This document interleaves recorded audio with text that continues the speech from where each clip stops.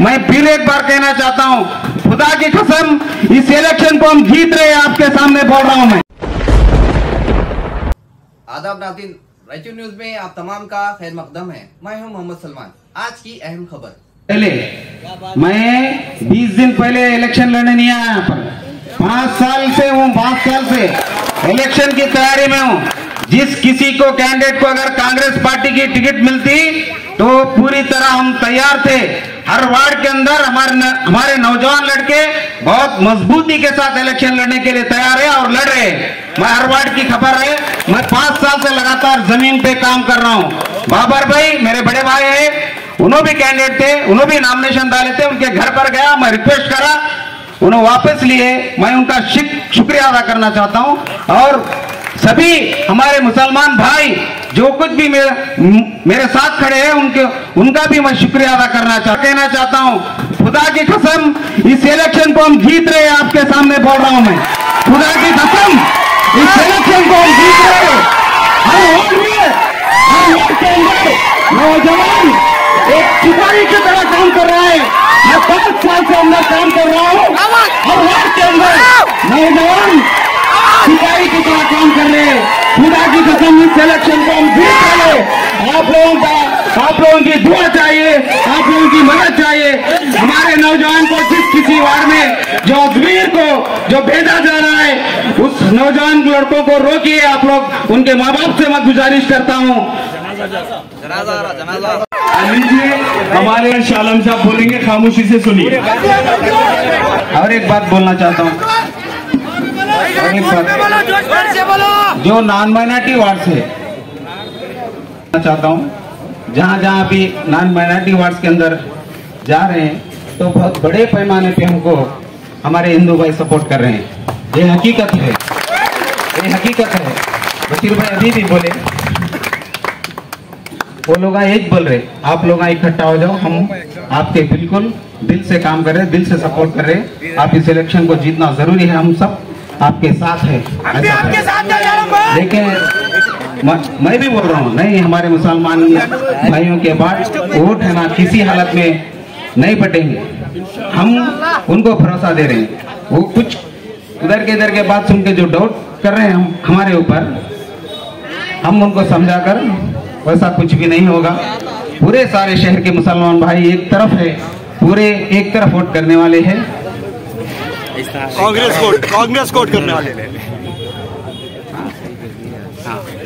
उसी तरह राहुल गांधी को NS बोसरा साहब और रवि बोसरा साहब एम्स जो रायचूर शहर के लिए जो बहुत सालों से मांग है, वो मैनिफेस्टो के अंदर जो पार्लियामेंट इलेक्शन होगा नेक्स्ट ईयर, उस पार्लियामेंट के इलेक्शन के मैनिफेस्टो, इसी मैनिफेस्टो में भी एम्स हॉस्पिटल का वो भी मैनिफेस्टो में आ चुका है।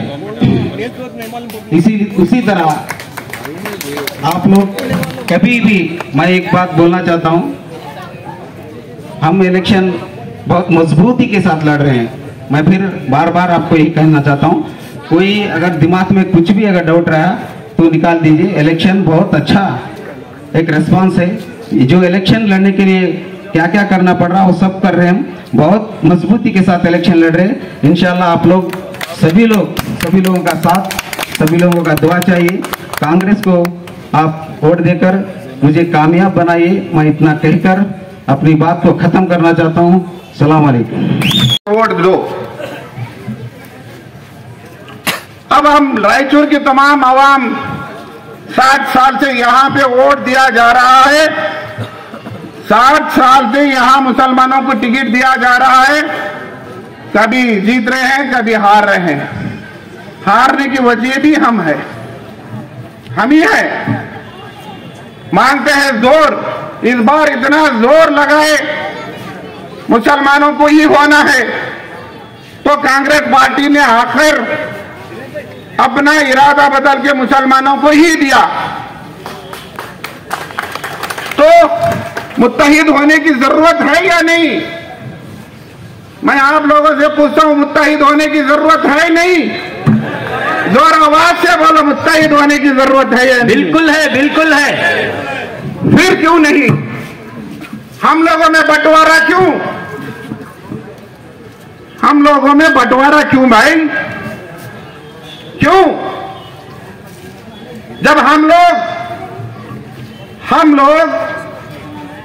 हम भी यहां से अर्जी डाल चुके हैं, हमको भी टिकट चाहिए। जब किसी मुसलमान को देने के बाद हम वापस ले लिए, जितने बैठे हुआ यहां पे सभी वापस ले लिए, चंद लोग क्यों नहीं लिए? तो मुसलमानियत नहीं है, मुसलमानियत नहीं है। क्यों नहीं निकाले?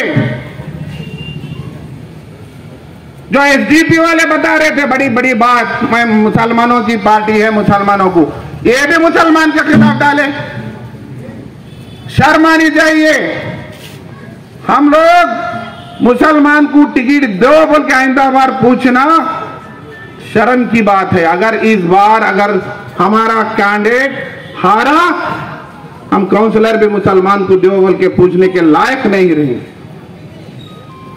तो इसीलिए मैं कहता हूं एसडीपी वालों से, आपको क्या हुआ? कोई रायचूर से कैंडिडेट नहीं मिला क्या? रायचूर जिले से नहीं मिला क्या तुमको? तो यादगीर जिले के शाहपुर से आके यहां नाम निशान कराने के लिए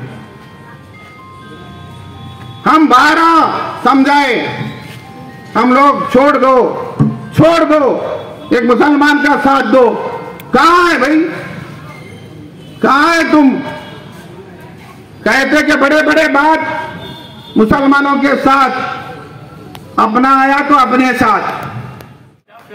क्योंकि यहां पर बात हो चुकी है कांग्रेस को क्यों हराना है, बीजेपी को क्यों जिताना है और एकजुट होकर एक कैंडिडेट को वोट क्यों देना है, शालम भाई की शख्सियत क्या है, ये सभी चीजों पे बात हो चुकी है। लेकिन मैं कहना चाहता हूं कि यहां पर 12 जो कैंडिडेट कॉन्टेस्ट कर रहे थे वो सभी लीडर हैं और यहां पर ठहरी हुई जनता सभी लीडर हैं।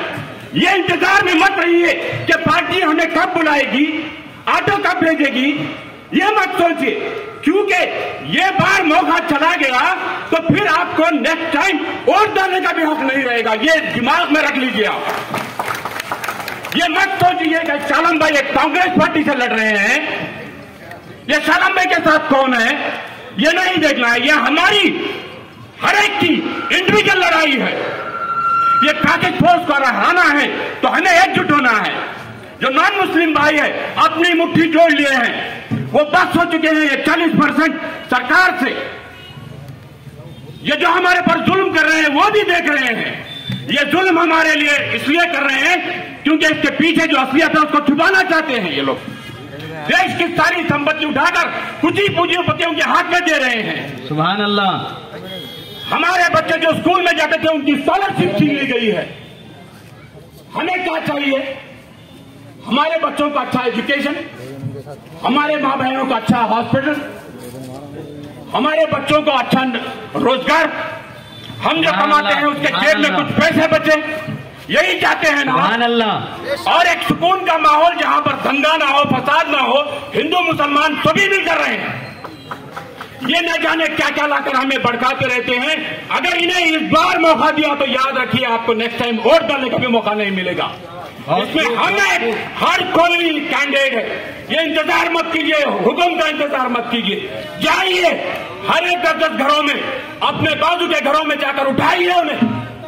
हम ये 65% लोग आज भी अच्छे हैं, हमारे साथ है, हमारी लड़ाई लड़ रहे हैं। सुभान अल्लाह, सुभान अल्लाह, सुभान अल्लाह, सुभान अल्लाह। ये 35% लोग वोट डालते हैं इसीलिए राज कर रहे हैं। 65% लोग हमारे साथ है। पिछली बार यहाँ पर 32% वोटिंग हुई। अगर हमारी वोटिंग 80% होगी तो हम जरूर जीतेंगे और ये शाहपुर को जड़ से उखाड़ेंगे इंशाअल्लाह। इंशाअल्लाह वादा कीजिए आप लोग कि इनको जड़ से उखाड़ेंगे इंशाअल्लाह। शुक्रिया, थैंक यू। साहब, अब्दुल करीम साहब, सैयद जावेदुल हक साहब, MK बाबर साहब, सैयद शमशुद्दीन साहब, मोहम्मद नासिर अहमद साहब, रज़ाक उस्ताद जी और अमजद भाई। तो बहुत खूब जारी रखिए। मुंबई में मैं मंत्री भी था, 5 बार जीता हूं और आपको ये बताता हूं कि इस देश में अभी भी जो है चंद लोगों को छोड़ के सारे इंसान रहते हैं। क्या बात है, बहुत खूब, जिंदाबाद जिंदाबाद। इसलिए कि मेरी जो पूरी कॉन्स्टिट्यूंसी है वो 3 लाख की है, जिसमें 65,000 सिर्फ मुसलमान हैं। उसके बावजूद जो है बरोबर का हक मिलता है। आज अपनी बात रखने से पहले मैं एक शेर पढ़ देता हूं। हो सके तो समझने की कोशिश करना, और जो नहीं समझे वो चुनाव के दिन बरोबर वोट दे देना। बहुत खूब, क्योंकि अगर हम सभी समझदार होते तो 10 रुपए का झब्बा पहनने वाला पूरे देश को नहीं डराते। क्या बात है, क्या बात है। हमें मुश्किलों से डराते हैं अक्सर, हमें मुश्किलों से डराते हैं अक्सर वही लोग जो हमको कम जानते हैं। क्या बात है, क्या बात है। ये नदियां, ये तूफा, ये कांटे, ये शोले हमारा वजूब अदब जानते हैं। क्या बात है, जिंदाबाद भाई। हमें मुश्किलों से डराती है दुनिया, तो ये क्यों भूल जाती है दुनिया, तरीका भी जीने का हमको है आता, सलीका भी मरने का हम जानते हैं। क्या बात है, जिंदाबाद जिंदाबाद। हम लोगों ने कभी तादाद पे भरोसा नहीं किया, तादाद से नहीं इतिहास शुरू हुआ, 313 से हुआ है भाई साहब। सच है, हक है, हक है। और एक बात समझ लेना कि ताकत जो है वो वर्दी और कलम में होती है, आदमी की साइज मत देखना। क्या बात है, क्या बात है। शाह आलम भाई को ये मत समझ लेना कि ये छोटे से हैं, अच्छे, कम मुस्कुराहट से बात करते हैं। जब आदमी के पास उसकी ताकत आती है, जब आदमी के पास उसकी हैसियत आती है जो आपकी दी हुई है, जो बाबा साहब अम्बेडकर ने दी हुई है, उसके बाद में जो है ना, जो सबसे बड़ा से बड़ा आदमी हो या सबसे गरीब से गरीब आदमी हो,